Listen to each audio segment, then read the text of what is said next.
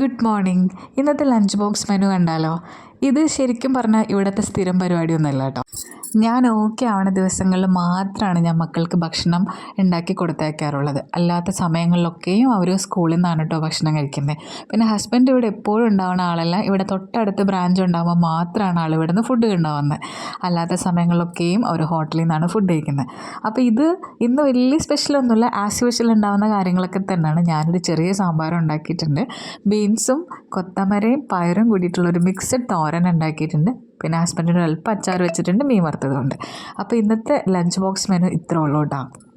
ശരിക്കും 2 പേർക്കുള്ള ചോറല്ല, 3 പേർക്കുള്ള ചോറാണ് കേട്ടോ കെട്ടിക്കൊടുത്തയക്കേണ്ടത്.